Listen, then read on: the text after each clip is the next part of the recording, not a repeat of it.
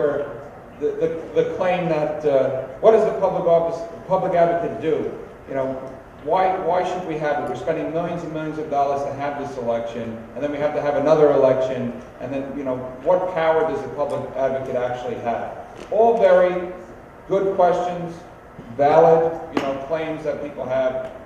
I think, though, that if there ever was a time that the city needed a public advocate, now is that time. If you look at the office of the public advocate, it has historically been a check on the mayor or a counterbalance to the mayor. Mark Green, for instance, was a thorn in the side of former Mayor Giuliani on homelessness, on civil rights, on police matters.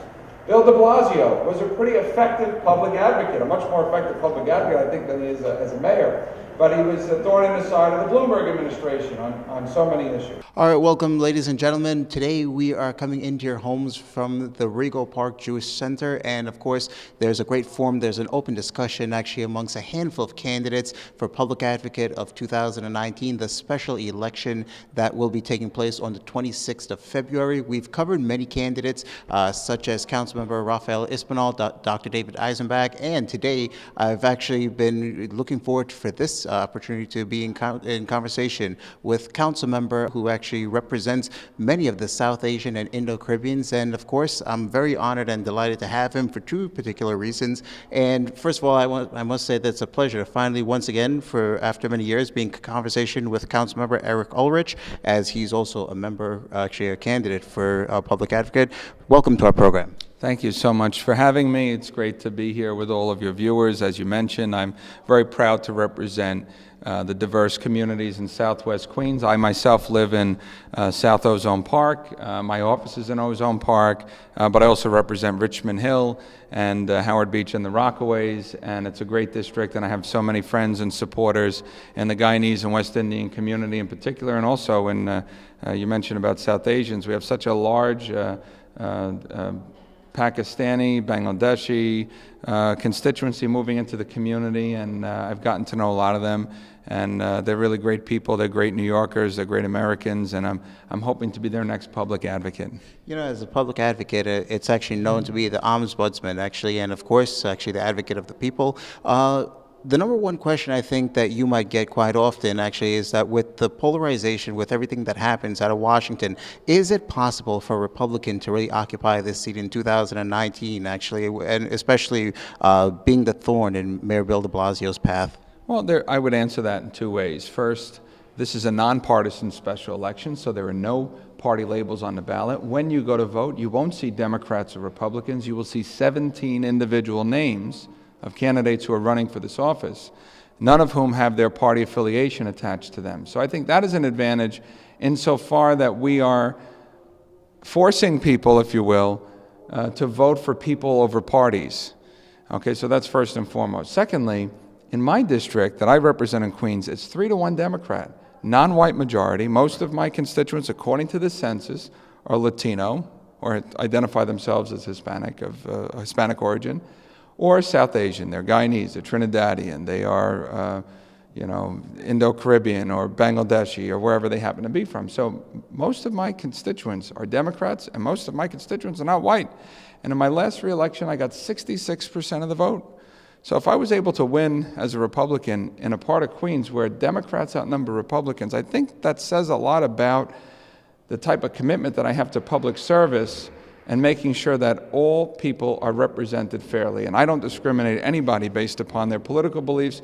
And I think most New Yorkers, if you go around the city, they're fair-minded and they vote for who they think is going to do the right job.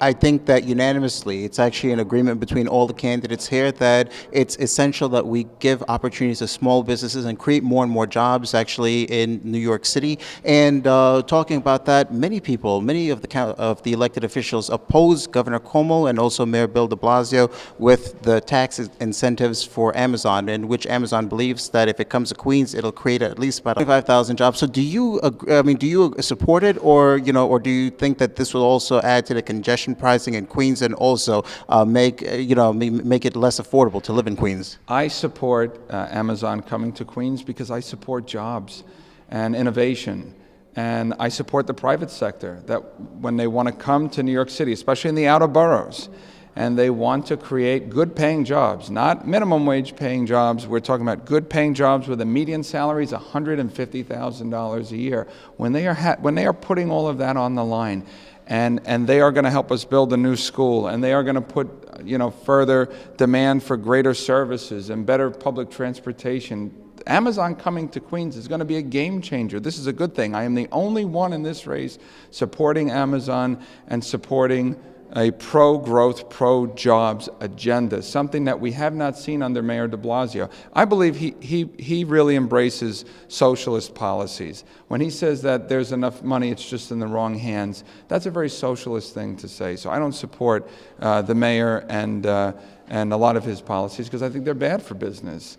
So aside from that, you mentioned congestion pricing. I'm opposed to congestion pricing. It's going to hurt taxi cab drivers, many from your community. They know this already. I think I'm the only candidate in the race who's opposed to congestion pricing.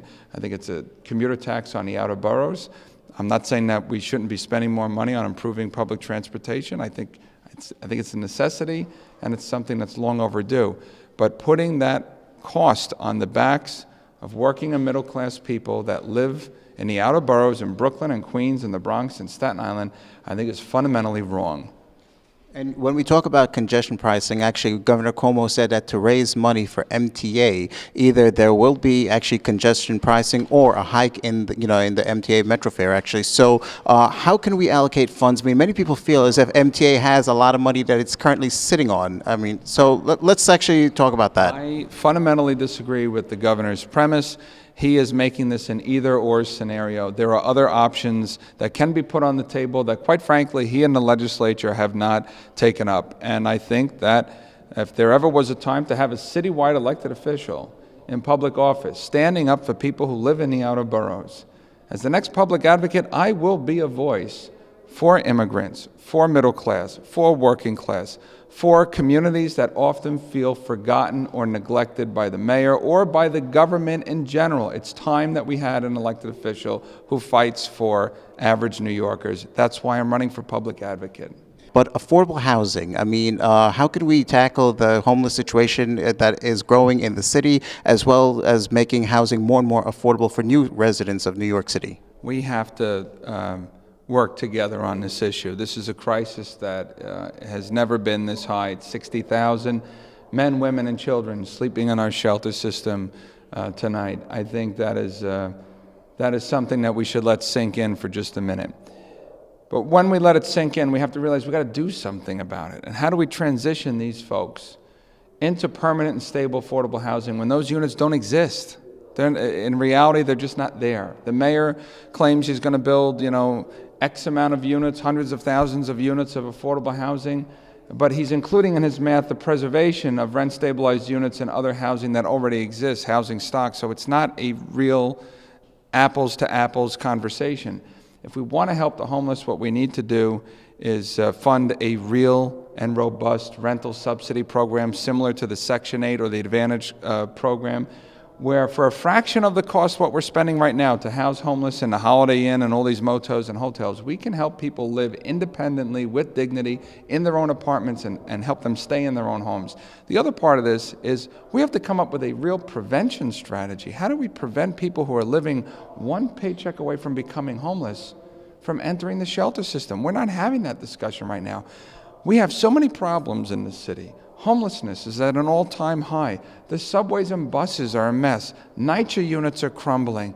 Problem after problem after problem, and Mayor de Blasio is completely MIA.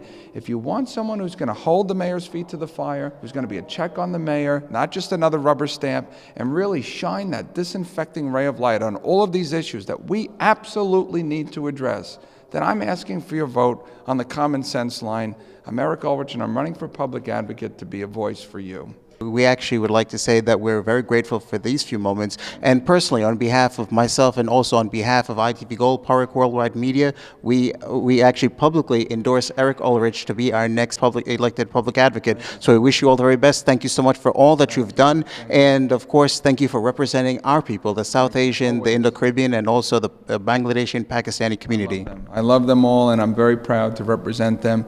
And we've done a lot of great work together over the years. Imagine the great work that we can do if we can get myself elected to the citywide office. The election is February 26th, by the way. We need to mention that. Yes. It's a nonpartisan special election on Tuesday, February 26th. Whoever gets the most votes wins. There's 17 names on a ballot. There are no Democrats. There are no Republicans. You walk in and you pick the person who you think is going to do the best job, and I'm hoping that you pick me. Thanks again. Mayor de Blasio is now in his last term.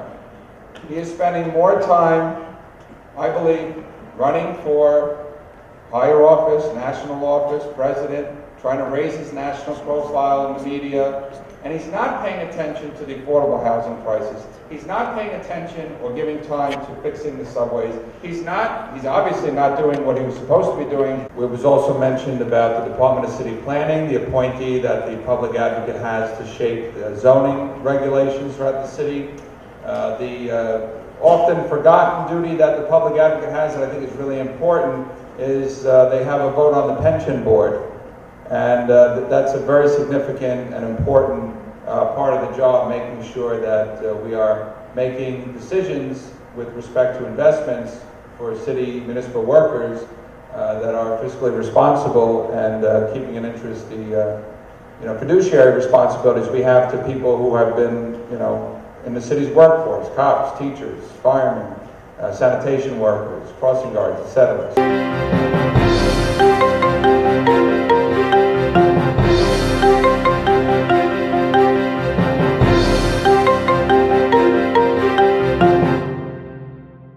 The power of the office is really in how you use the bully pulpit, how you use this spotlight of having the public advocate's office to shine a light on problems.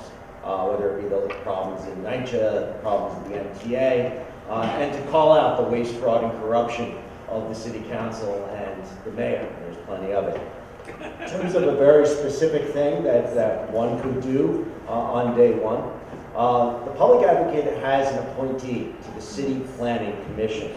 Now, the City Planning Commission is the one that initiates the ULURP process to decide which neighborhoods get rezoned and what are the plans for the rezoning. They're the ones that are responsible for the rezoning of affordable neighborhoods like Inwood, East Harlem, Jerome Avenue, East New York. And the plans that they initiate are all done under a cloud of secrecy. There's no transparency on the City Planning Commission. What I plan on doing on the first day is naming a city planning commissioner who's an anti-rezoning activist, so that we will bring transparency to the entire process, so that communities will know they are on the target list before the City Planning Commission officially announces, so they can get mobilized. Right now, what happens is the announcement of a rezoning happens before communities or after communities start to miss deadlines, before they can get mobilized to stop the rezonings. So that is one way in which you can use the City Planning Commission to address the crisis of affordable housing in New York City. All right, well, ladies and gentlemen, we are moving right along with our discussion, and once again, we have the proud honor for the second time to have Dr. Dave Nizer back, and it's great to see you once again. So good. All right, great. So, of course, I mean, there's the open discussion, the forum, and, we stole you for a few moments as we would like to get your take on a few of the questions, actually, that people posed after our first interview. First question is, and everyone, they all vehemently understand how, they understand how vehement you are about small businesses. However, many people would like for you to elaborate that if you become the newly elected public advocate, those who are facing fines, for example, having awnings a little bit extended out into the sidewalks, are hit with fines like that. They're also hit with high taxes every year. Yes. What would you do for them to basically see that they can have their business at an affordable rate? Yes. Well, the fact of the matter is Bill de Blasio is the most anti-small business mayor the city has had in history. Right. And I will be the most pro-small business public advocate this city has ever had. We have to stop with the fines on little things like the size of lettering on signs. It's ridiculous. But this is something that the city has seen as a money-raising, a revenue-raising measure, these fines. We have to stop that because we have to understand that without small business, New York City is a disaster. Governor Cuomo also spoke to, and as well as Bill de Blasio, they both unanimously said that MTA needs more funding, more money. And Governor Cuomo said, well, his plan includes either congestion pricing or a hike in MTA metro fare. So do you support that? And if you are the newly elected public advocate, how can you basically allocate some more funds to fix MTA? Or is MTA already sitting on a lot of money that we're not aware of? Right. Well, first off, I don't trust the mayor when it comes to the MTA. I don't trust the governor when it comes to the MTA. And most of all, I don't trust the MTA when it comes to the MTA. I believe that the MTA has a tremendous amount of money that they are misallocating. I believe we need a full independent audit, right? To go open up the books and go through them to find out where the money is going. Only then can we even start the discussion about raising fares or congestion pricing going to the MTA. Correct, definitely. All right, here is actually one question from a handful of my viewers who are students in schools out in South Ozone and also South Jamaica. Many of the schools, actually, they feel it's in nice areas. However, not enough resourcing and not enough resources for those schools and classrooms as well. They think that more resources ought to be put into those schools to make the classrooms better. You being an educator, Yes. What are some things actually that you want to advocate for your students? Number one, any teacher will tell you, reduce classroom size. Okay. If you want to improve education, you don't put 35 students in a room. Right. You reduce it down to a little over 22 students. That's about the max that a teacher can have, and then devote the individualized attention to make sure that all students are improving at the same time. Or what's your plans in terms of reducing class sizes? Yeah, well, I believe we need to build more schools and expand schools. Instead, we have a mayor who wants to build more jails. Right. And shelters and more hotels for people to be put into shelters, right? This goes to a city that doesn't have a plan.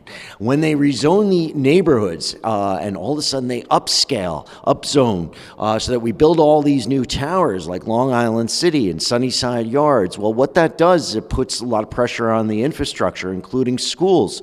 So we need a mayor, we need a public advocate, we need a city council that has the long-term health of our neighborhoods in mind before they approve all of these big buildings. All right, final question. Actually, a handful of my viewers who are also newly migrated New York residents, actually, they're wondering that a newly elected public advocate, what are some of the things that you would do for newly migrated citizens of New York City so that they feel that they're not left out of the political forum? Yes.